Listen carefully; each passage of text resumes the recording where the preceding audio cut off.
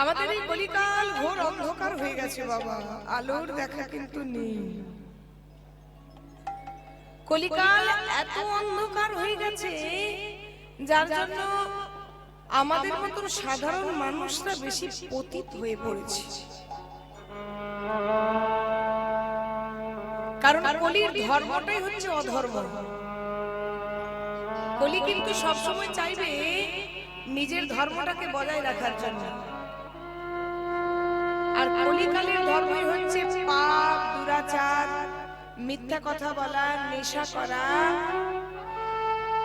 যত রকমের খারাপ মন্দ কাজ আছে কলিকাল কিন্তু সেটাই করাবে। আর সেটার দিকে কিন্তু আমরা ছুটে ছুটে ঊর্ধ্বশ্বাসে চলে যাচ্ছি, কারণ এটা হচ্ছে ঘোর কলিকাল। সত্য পেরিয়ে গেল, ত্রেতা পেরিয়ে গেল, দাপর পেরিয়ে গেল। সত্য, ত্রেতা, দাপর পার করে কলিযুগে অবতীর্ণ হলাম আমরা। সেই কলিযুগের মানুষকে উদ্ধার করার জন্য পতিত পাবন আমার গৌর হরির জন্ম হলো। নিয়ে এলেন কে? অদ্বৈত আচার্য। ধরাধামে গোলকের গোপন ধন লইয়া হরিনাম সংকীর্তন বিলাইলেন পতি জীবের দ্বারে দ্বারে দ্বারে দ্বারে বিলাইলে হরি বল বিলাইল। গোলকের গোপন ধন চৈতন্য মহাপ্রভু আমাদের ধরাধামে নিয়ে এলেন আমাদের মতো মানুষকে উদ্ধার করার জন্য। অনর্পিত চরিচিরাজ যা এতদিন অর্পণ হয়নি, সেই অনর্পিত ধন আমার চৈতন্য মহাপ্রভু নিয়ে এলেন। অনর্পিত চরিচিরাজ করুণায় অবতীর্ণকালো সমর্পয়িত উন্নতোজ্জ্বল সংস্বাভক্তি শ্রিয়ম হরি পূরণ সুন্দর দতি কলম সন্দীপিত সদা হৃদয় স্কন্দরে স্ফুরণম সৌচিরনন্দন সচির সেই অনর্পিত ধন যা তিন যুগে অর্পণ হয়নি তা কলি যুগে অর্পণ হবে।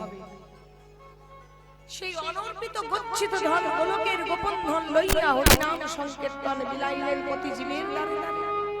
প্রত্যেক জীবের দ্বারে দ্বারে অনর্পিত ধন ভগবান আমার হরিনাম সংকীর্তন সবাইকে হাতে ধরলেন। অবশেষে পায়ে পড়ে বললেন, তোমরা একটিবারই কৃষ্ণ বলো। কৃষ্ণ নামে নিজেকে নিমজ্জিত করো, কৃষ্ণ নামে নিজেকে ভিজিয়ে দাও। কারণ কলিযুগের একটাই পথ, হরির নাম, হরির নাম, হরির নামই কেবল কলো নাস্তিব নাস্তিব নাস্তিব নাস্তিব গতিরা অন্যথা গতিরা অন্যথা। গতি নাই, গতি নাই, গতি নাই। কৃষ্ণ নাম হরি নাম ছাড়া কলিযুগে গতি নাই, গতি নাই, গতি নাই। কারণ তিন যুগে ধ্যান হয়েছে, যাগযজ্ঞ হয়েছে, পূজার্চনা হয়েছে। কৃতেই অধ্যায়েতে কৃষ্ণ ত্রতায়াং জগতে মোক্ষই দাপরে পরিচর্যনাং কলো তদ্হরি সংকীর্তনা। তিন যুগে হয়ে গেছে, এই যুগে কিন্তু কৃষ্ণ নাম ছাড়া গতি নাই, গতি নাই, গতি নাই।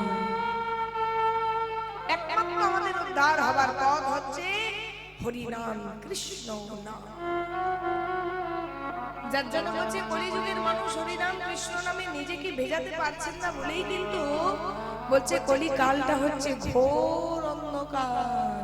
কেন? ধর্ম কর্ম রহু দূরে।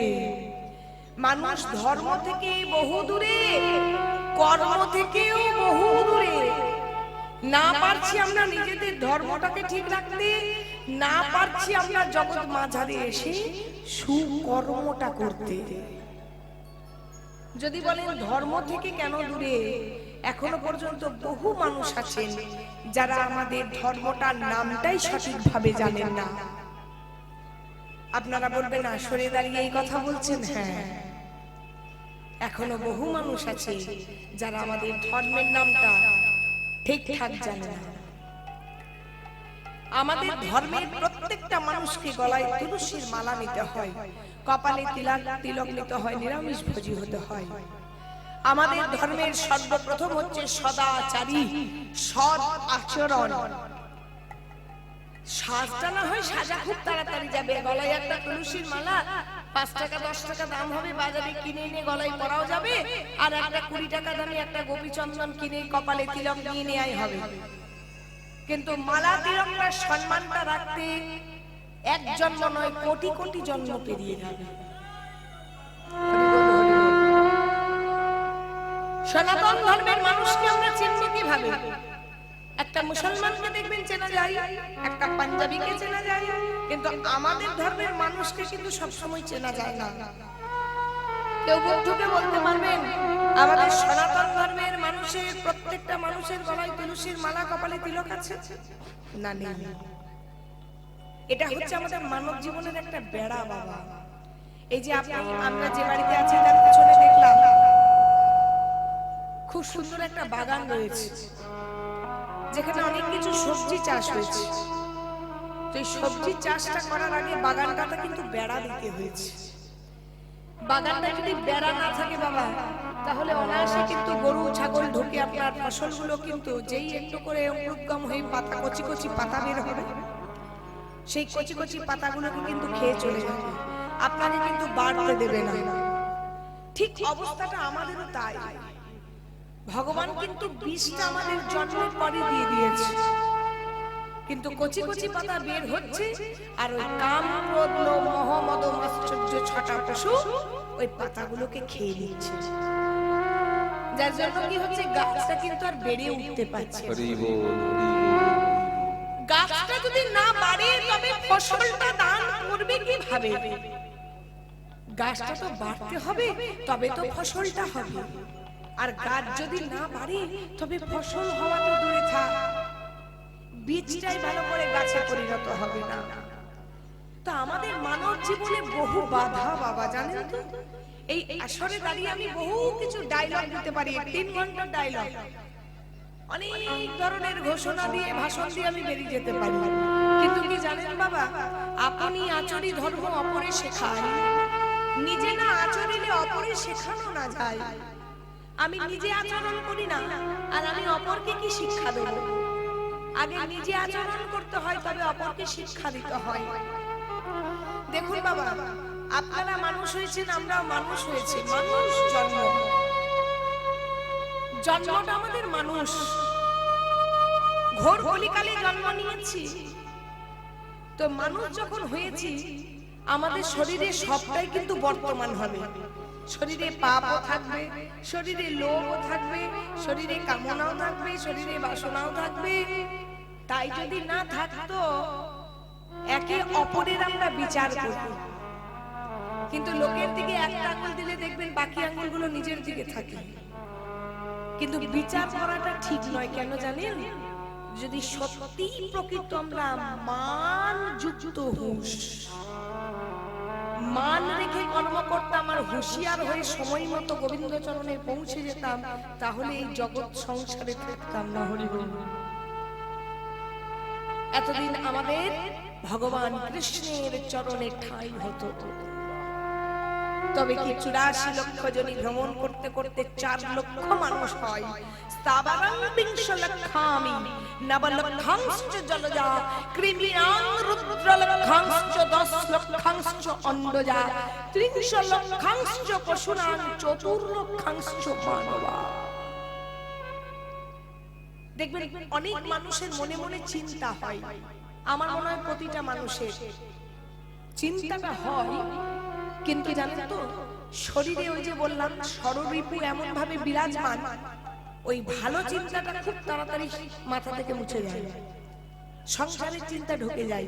দেখবেন মাঝে মাঝে মনে হয় এতটুকু একটা ছোট্ট জীবন, মানুষের জীবন, এই জীবনে এসে কি বা করলাম? কত কষ্ট করে মানুষ জন্ম পেয়েছি বাবা। স্থাবরং বিংশ লক্ষামি, বিংশ মানে 20-20 লক্ষ বার, 20 লক্ষবার মানুষ আহা গাছপালা রূপে ছিলাম, স্থাবরাং বিংশ লক্ষামে স্থাবর জন্ম। 20 লক্ষবার গাছপালা রূপে আমরা ছিলাম, কত ধরনের গাছ, ঝোপে ঝাড়ে, কত বাগানে, কত টবে, কত বিশাল বিশাল আম বট, কত গাছ হয়েছে। তখন কি আর কৃষ্ণ ভজনা করতে সুযোগ পেয়েছি বাবা? পাইনি। মুক্তি হয়েছে কখন? যখন তুলসী বৃক্ষরূপে জন্মগ্রহণ করেছি। এটা কাটা ঝোপ থেকে কাটা গাছ তুলে নিয়ে ভগবানের চরণে দিন, সেটা লাগবে না। কিন্তু তুলসী গাছ থেকে, তুলসী গাছটা যদি কাটা ঝোপেও জন্মগ্রহণ করে, সেখান থেকে তুলে নিয়ে যদি দুটো পত্র আমার নারায়ণের চরণে দেন, সেটা নারায়ণের সেবায় লাগবে।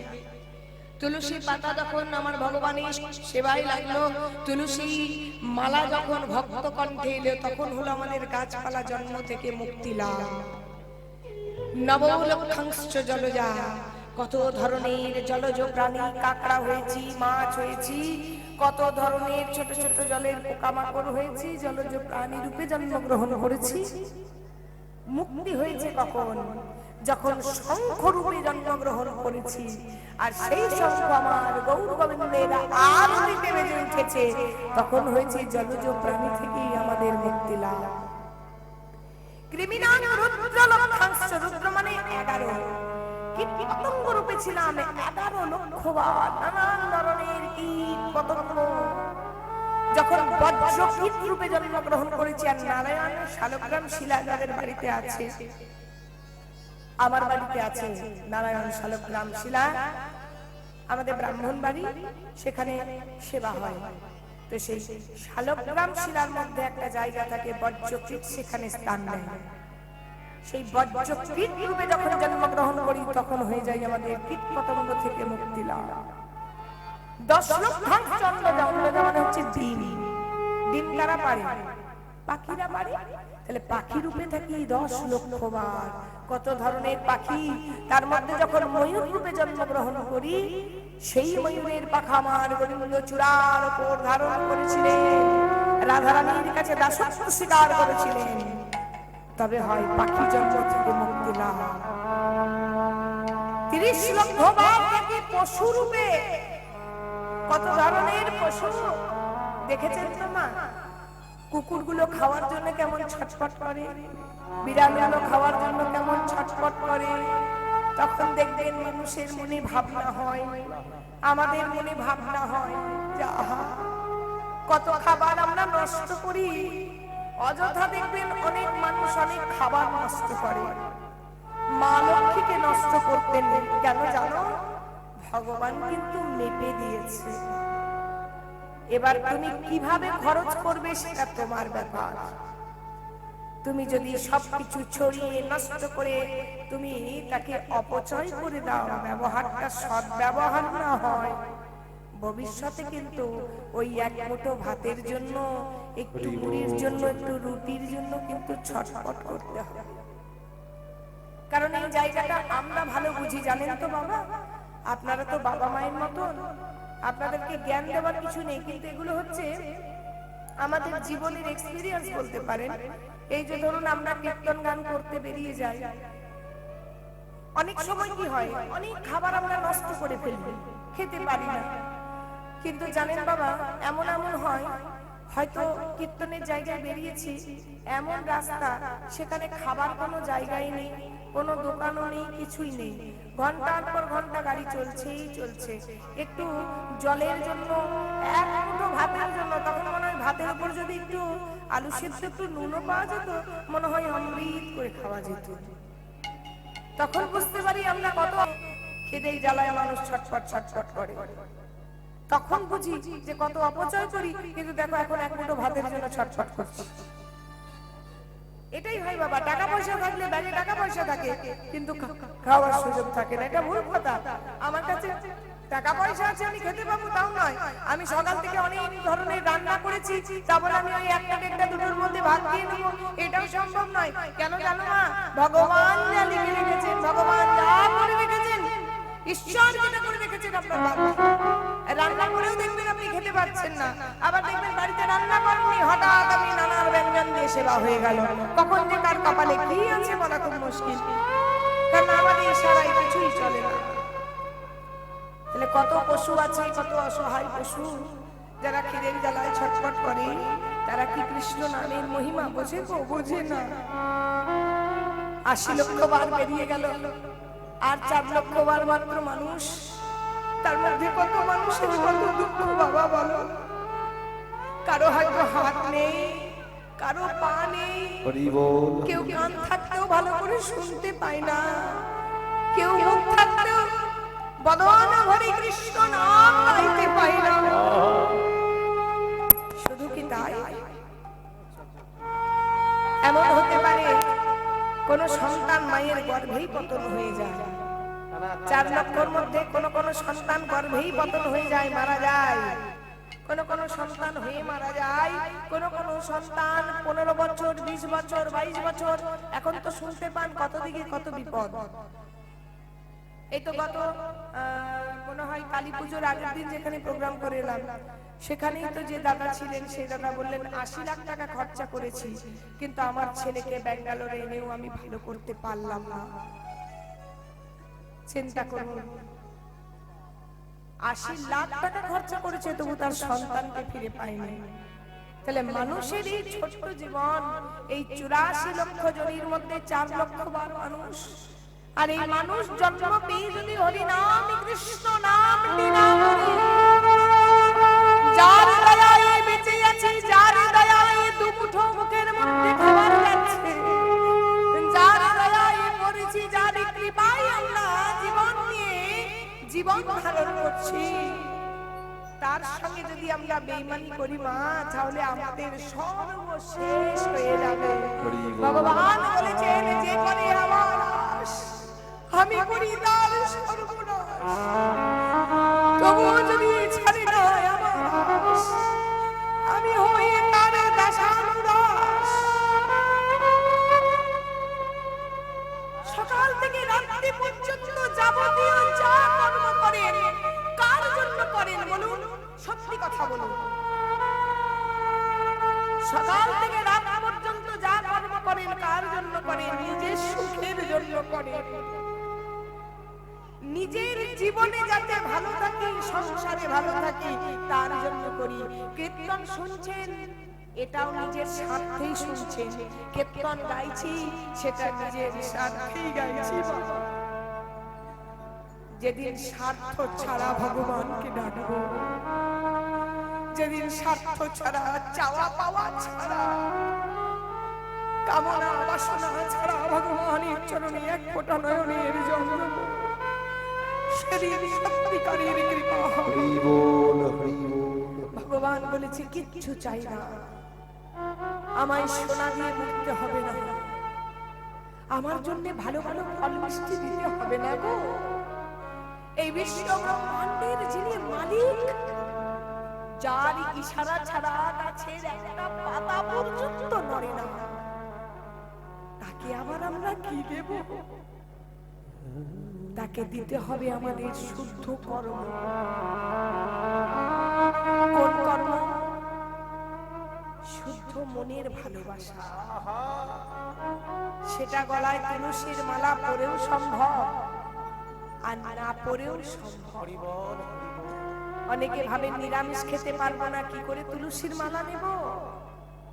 আচ্ছা মা, সারা জীবন যদি নিরামিষ খেতে না পারেন, তবে কি সারা জীবন আমার ভগবানকে ডাকবেন? সারা জীবন যদি আমি নিরামিষ খেতে না পারি, তবে কি আমি প্রভুর নাম কোনোদিন করব না? কে বলেছে? প্রথমে পারবেন না, কিন্তু মালাটা একবার নিয়ে দেখুন না। বলা তো যায় না ভগবানের কৃপা কখন কিভাবে কোথায় হয়ে যায়। ভগবানের কৃপা কোথায় কখন কিভাবে হয় কেউ বলে কি? কেউ জানে? জানি না। আমরা জানি যে ভগবানের কৃপা কোথায় কখন কিভাবে হবে। একটা দৃষ্টান্ত দিই বাবা। একদিন আমাদের চতুর্ভুজ নারায়ণ ক্ষীরোদ সাগরের উপর ঘুমিয়ে আছে। হরি বল। ভগবান কি আর ঘুমিয়ে থাকে গো? ক্ষীরোদ সাগরের উপর যখন ঘুমিয়ে আছে, অনন্ত নাগের উপর ঘুমিয়ে আছে, আর তার চরণটি সেবা করছে কে? মা লক্ষ্মী। আর সেই সময় নারায়ণের যে বৃদ্ধাঙ্গুলি আছে, সেই বৃদ্ধাঙ্গুলিটি, ডান চরণের বৃদ্ধাঙ্গুলিটি ওই জলের মধ্যে একবার করে ডুবছে, একবার করে উঠছে, ক্ষীরসাগরে একবার করে ডুবছে, একবার করে উঠছে। আর সেই ক্ষীরসাগরের বুকে খেলা করছিল একটি কচ্ছপ। কচ্ছপটি খেলা করছে, আহা, কচ্ছপটি খেলা করতে করতে দেখেছে কি যে প্রভুর চরণের বৃদ্ধাঙ্গুলিটি জলের মধ্যে একবার করে ডুবে যাচ্ছে। হরি বল। তো সেই কচ্ছপের মনে বাসনা হলো, প্রভু আহারে আমাদের জন্মটা মানুষ নয় বলে কি তোমার চরণ আমরা স্পর্শ করতে পারবো না প্রভু? হলেই না কচ্ছপ, সবই তো তোমার হাতে। তুমি আমায় যে জন্ম দিয়েছো, সে জন্ম পেয়েই না হয় আমি তোমার ভজনা করলাম। হরি বল। কচ্ছপ কি করেছে কি, ওই নারায়ণের চরণের কাছে আস্তে আস্তে আস্তে আস্তে জলের ভেতর দিয়ে গিয়েছে। যেই জলের ভেতর দিয়ে গিয়েছে আর ওই চরণকে স্পর্শ করতে যাবে, সঙ্গে সঙ্গে কিন্তু অনন্ত নাগ ফস করে উঠে যায়। হরি বল। তোর এত বড় আস্পর্ধা, সামান্য কচ্ছপ জনিত জন্ম হয়ে তুই আমার নারায়ণের চরণ স্পর্শ করছিস? এত বড় আস্পর্ধা! কত মুনি ঋষি যোগীগণ যুগ যুগ তপস্যা করে যার চরণ পায় না, তুই সামান্য কচ্ছপ হয়ে আমার প্রভুর চরণ স্পর্শ করছিস। ছুটে চলে গেছে। আবার যেই না অনন্ত নাগ একটু অন্যমনস্ক হয়েছে, কচ্ছপটা কিন্তু আবার চুপি চুপি চুপি চুপি গিয়েছে চরণটাকে ধরবার জন্য। হরি বল। এই যে ব্যাকুলতা, এই যে আকুলতা, তবেই তো কৃষ্ণ ফিরবে। ব্যাকুলতার হৃদয় নিয়ে, আকুলতার হৃদয় নিয়ে যেই না চরণটি স্পর্শ করতে গিয়েছে, মা লক্ষ্মী বলছে, খবরদার বলছি, প্রভুর চরণ স্পর্শ করবি না, বেরিয়ে যা। কচ্ছপটি নয়নের জলে ভাসছে, প্রভু ও গো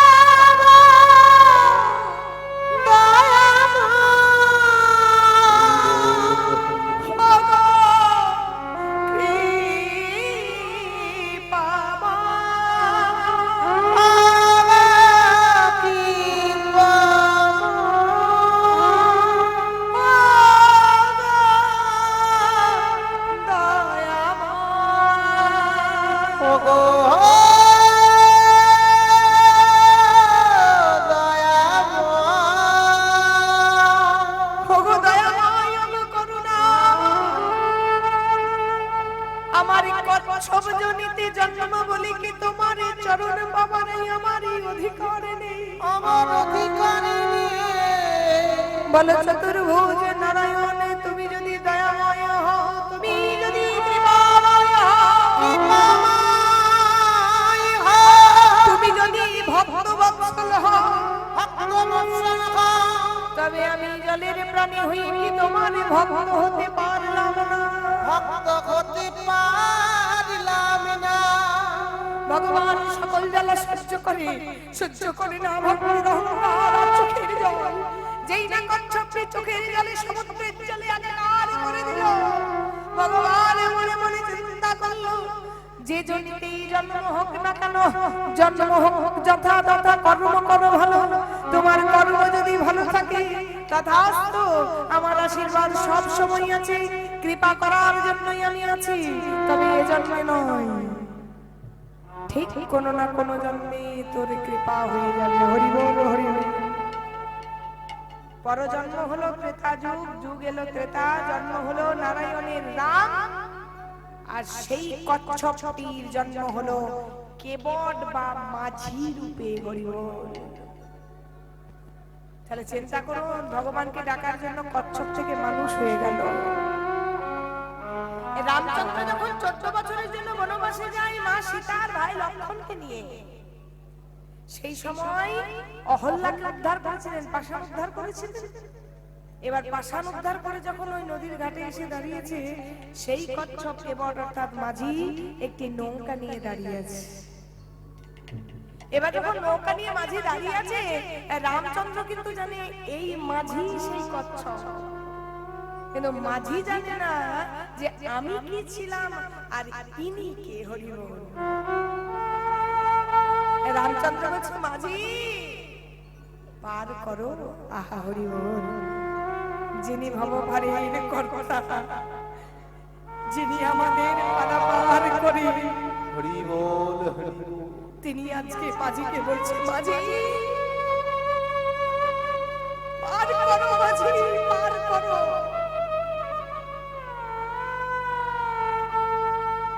মাঝি বলছে প্রভু পার তো করবই, কিন্তু তার আগে আপনার চরণটা একটু দেবেন, আমি একটু ধুইয়ে দেব। হরি বল। কেন মাঝি কেন? আমার চরণ তুমি ধোয়াবে কেন? এই যে কিছুক্ষণ আগে দেখলাম আপনার চরণের স্পর্শে একটা পাষাণ উদ্ধার হয়ে গেল। একটা পাষাণ বা পাথর যদি উদ্ধার হয়ে যায়, তাহলে আপনার চরণের স্পর্শে যদি আমার নৌকাটা উদ্ধার হয়ে যায়, আপনি তো সবই জানেন এই নৌকাটা ছাড়া আমার আর সংসারে কিছুই নেই। ছেলে বউয়ের মুখে দুমুঠো ভাতও তুলে দিতে পারবো না। তাই নৌকাটা উদ্ধার হওয়ার আগে আপনার চরণটা ধুয়ে আমি যে মাথা। প্রভু তোমার চরণে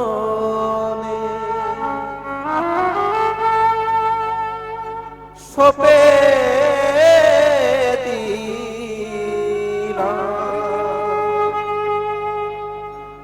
আমার দুটো নয়ন তারা। প্রভু তোমার চরণে হরি বল হরি বল। সপে দিলাম আমার দুটো নয়ন তারা। প্রভু তোমার চরণে সপে দিলাম আমার দুটো নয়ন তারা। প্রভু তোমার চরণে হরি বল। সপে দিলাম আমার নয়ন তারা। আমি অভাগা কৃপা করো, আমি অভাগা কৃপা করো। কলি গুরুদেবের তীরে চরণে ধরম করম রহদূরে হইন কলি ঘর তে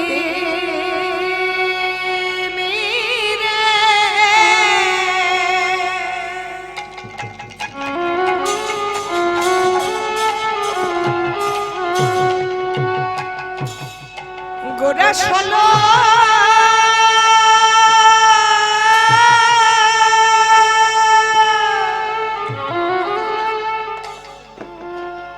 জগজনে ওই না কলি করো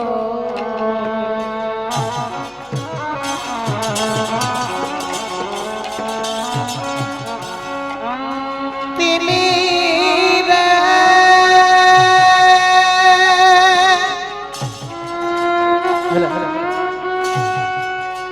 আমার গড়া চলে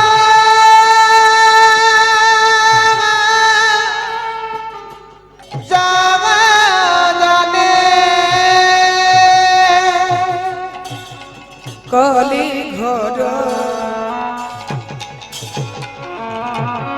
তেমনি রে আহা আমার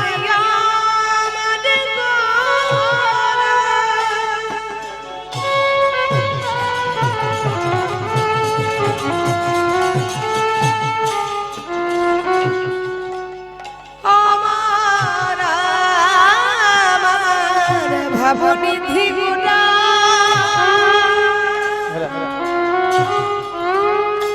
আমার রসরাজ গোনা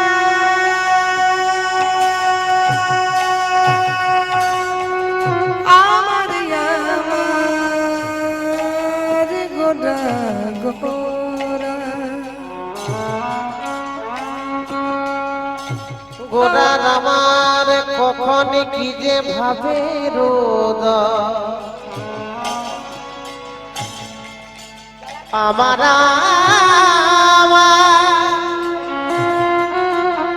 আমার ভাবের গোড়া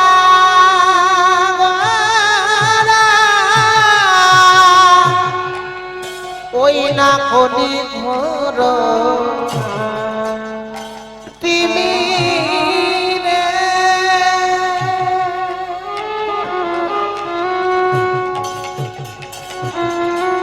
আমার গদা শোনা